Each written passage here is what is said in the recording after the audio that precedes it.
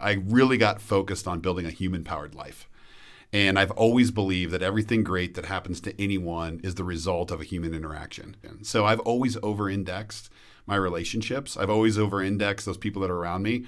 And the ones that have the ability to reciprocate and give back in a way that's meaningful to me, I always seem to hyper-index them in my world and try to do great things for them.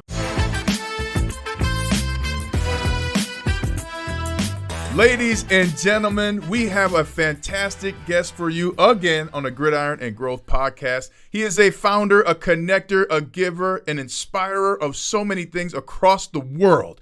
In the last 20 years, he has founded 5 companies, and his newest project, Highwing, is set to shake up the 200-year-old insurance industry by creating a 21st century transaction platform. But more importantly, he is one of the best people persons that Benny and I know. Please welcome the legend, the man, Erik Mitisek.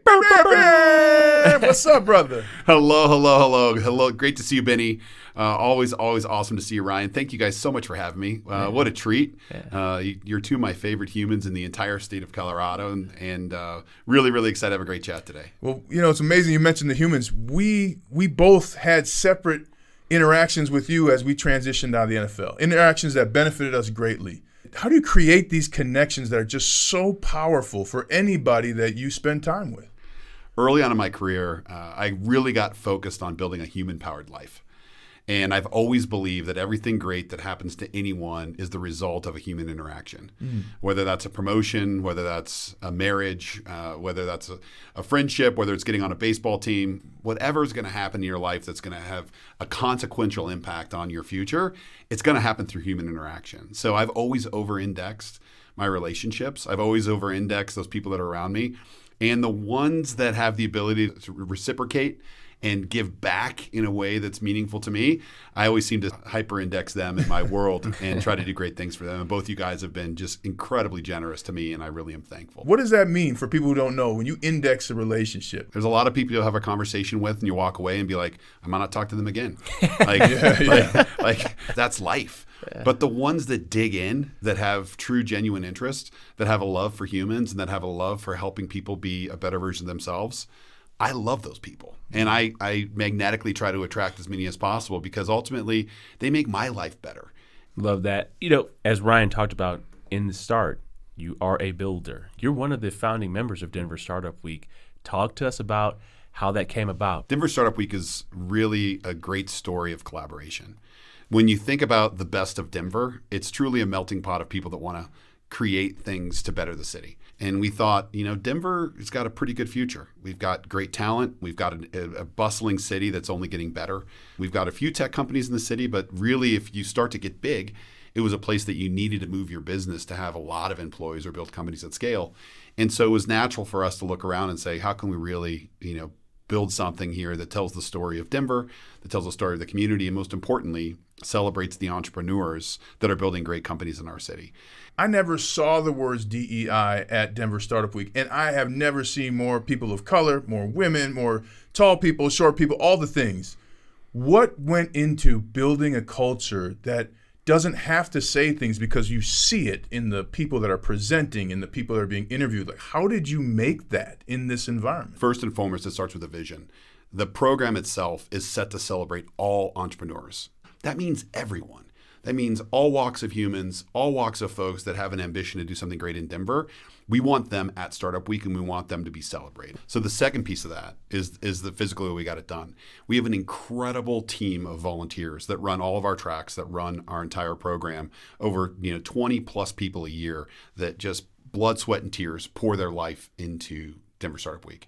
So by setting the vision and then having an amazing group of co-chairs and session leaders and track leaders carry out the mission to make sure that it was highly inclusive and highly visible and inclusive of all entrepreneurs in our city, it took an army of humans to execute it. But with that shared vision, we all played off the same playbook. Talk a little bit about your thoughts or just how you've surrounded yourself with the right people. Yeah, when I think about living a human-powered life, it really boils down to the humans you put around yourself. I think it's commonly known and said that you're a combination of the 5 most frequently interactive people around you on a daily basis. Mm-hmm. So if one of those is your spouse, your partner, your wife, who are the other 4 that are influencing your life. And so Goodwood Club was really a reflection of that. It was 8 guys that came together, all different walks of life, career, but we had a common goal. We wanted to be great husbands. We wanted to lead in our community, and we wanted to leave an impact that was bigger than ourselves when we're 70, 80 years old here in Denver.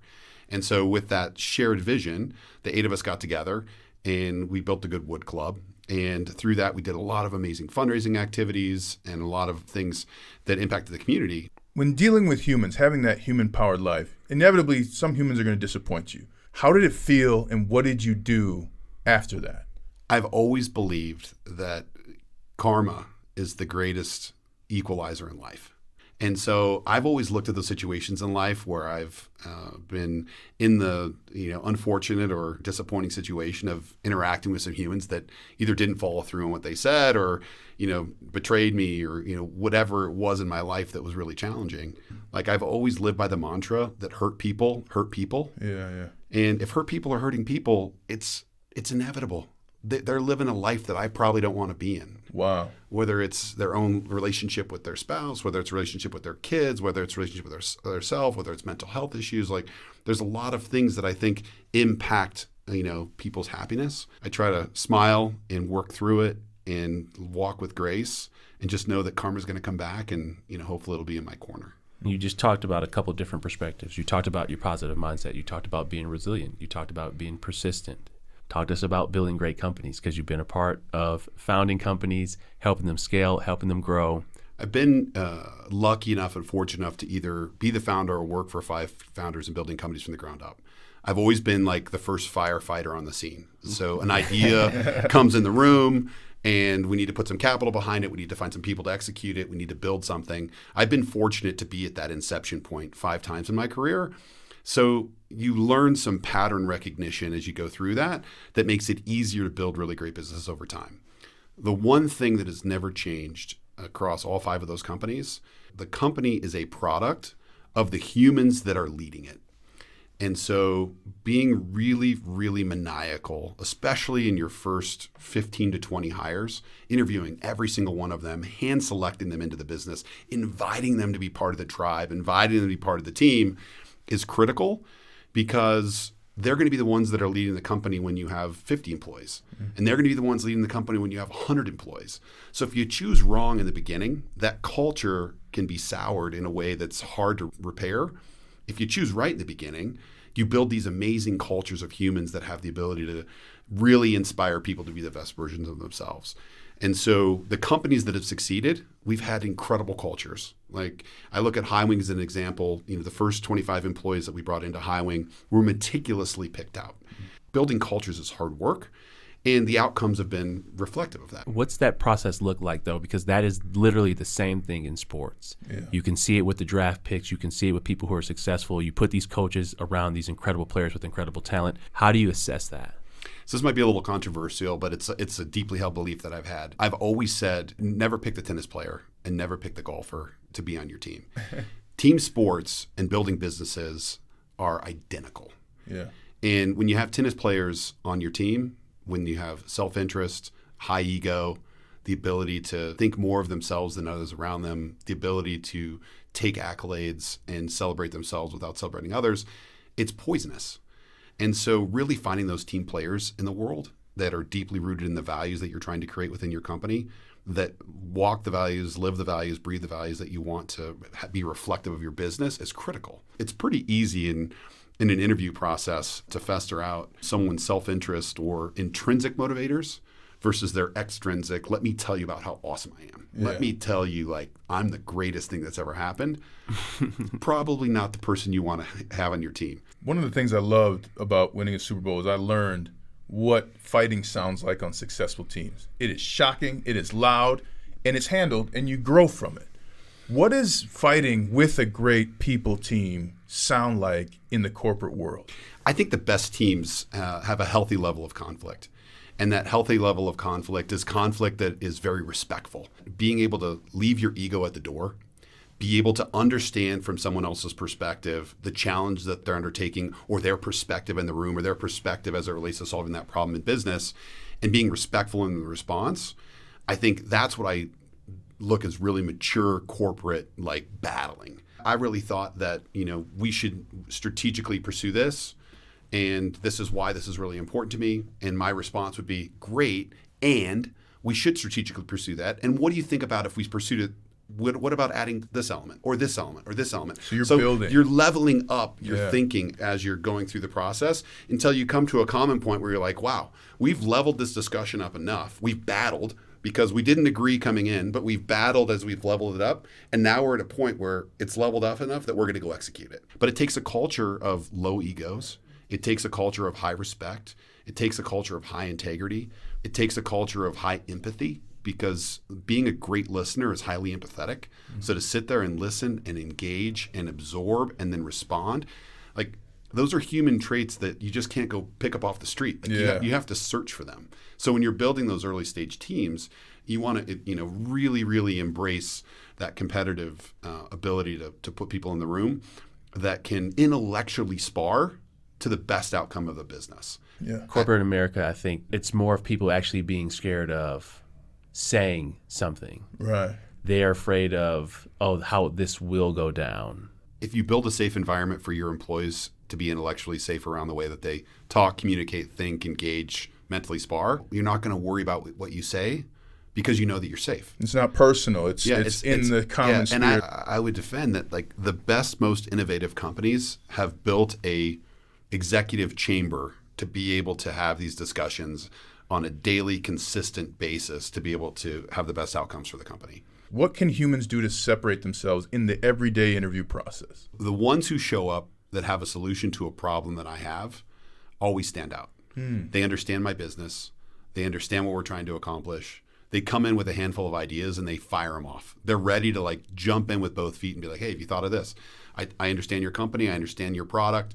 The way I was thinking about it was you should do X, Y, and Z. Like I think the initiative to be able to show up for an interview or a conversation and give something off the bat is really, really powerful. Preparation. This might sound stereotypical, but I find it still doesn't happen a lot, is that the number of people that follow up in a meaningful, heartfelt, generous way is very low. You always get the customary, very nice to meet you, thank you so much. Yeah. like I get those all day long, but I love the ones that are like, hey, very nice to meet you. The discussion we had really changed my perspective and how I was thinking about the opportunity. Like going 10 feet deeper and taking some patience to respond in a heartfelt, empathetic way is going to make you stand out. And I would say the last one is I'm a fire hunter.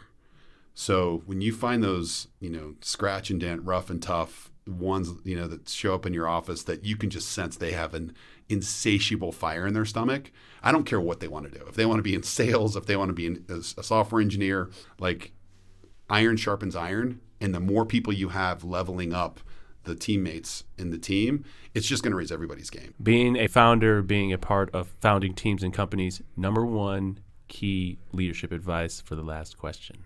Pick your partners and people wisely. Companies are built by investors. You got to pick them right. There's good investors and there's bad investors. Companies are built with partners, co-founders. There's good co-founders and there's bad co-founders. And companies are built with teammates. And the teams that you build are reflective of the company that you want to ultimately create. And I would spend a tremendous amount of my time in every single one of those categories, finding the right people that align with your values, that align with your heart, that align with the outcomes of the company you're trying to build, and most importantly, are reflective of the relationships you want to have on a daily basis, because you got to interact with them.